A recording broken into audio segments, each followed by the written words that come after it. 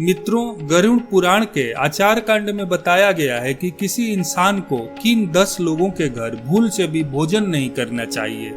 अगर कोई व्यक्ति इन 10 लोगों के द्वारा दी गई कोई चीज खाता है तो वह पाप का भागीदार बनता है और उसने जीवन में जितने भी पुण्य किए हैं उसका क्षय होता है। एक पुरानी कहावत है, जैसा खाएंगे अन्न वैसा बनेगा मन। यानी हम जैसा भोजन करते हैं ठीक वैसा ही हमारी सोच और विचार बनते हैं।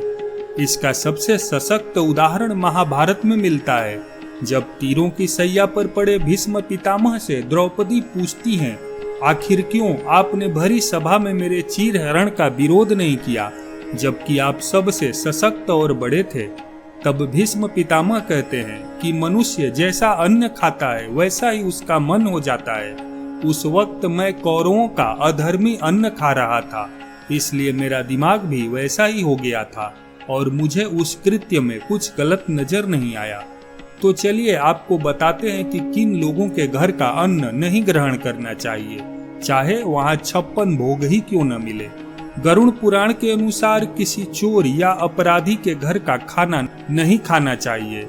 धर्मशास्त्रों के आधार पर अगर कोई व्यक्ति चोर या अपराधी के घर भोजन करता है तो वह एक तरह से उसकी पाप की कमाई को खाने का भागीदार बन जाता है। उसके पापों का असर हमारे जीवन पर भी पड़ने लगता है। इसलिए भूलकर भी कभी किसी अपराधी के यहाँ भोजन न करें। गरुड़ पुराण के अनुसार यदि कोई व्यक्ति किसी गंभीर बीमारी से पीड़ित हो, कोई व्यक्ति छूत के रोग का मरीज हो, तो उसके घर भोजन नहीं करना चाहिए। धार्मिक और वैज्ञानिक मान्यताओं के आधार पर ऐसे व्यक्ति के यहाँ भोजन करने पर आप भी उस बीमारी की गिरफ्त में आ सकते हैं। लंबे समय से रोगी इंसान के घर के वातावरण में भी बीमारियों के कीटाणु हो सकते हैं, जो कि हमारे स्वास्थ्य को नुकसान पहुंचा सकते हैं। गरुड़ पुराण के अनुसार कभी भी किन्नरों के यहाँ भोजन करने से बचना चाहिए, क्योंकि इन लोगों को हमेशा अपनी क्षमता के हिसाब से दान देना चाहिए। इनको दान देने से अक्षय पुण्य की प्राप्ति होती है।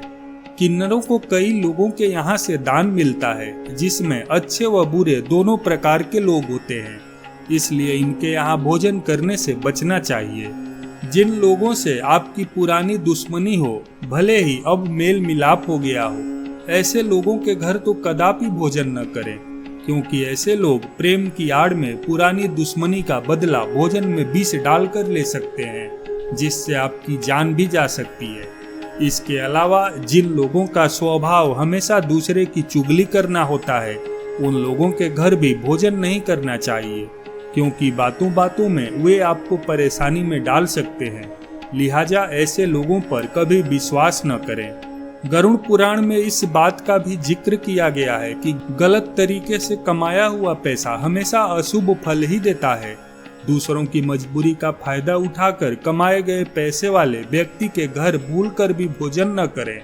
जो मनुष्य ब्याज लेकर पैसे देता है और किसी की मजबूरी का फायदा उठाकर बहुत ज्यादा ब्याज वसूलता है, ऐसे सूदखोर व्यक्ति के यहाँ गलती से भी भोजन नहीं करना चाहिए।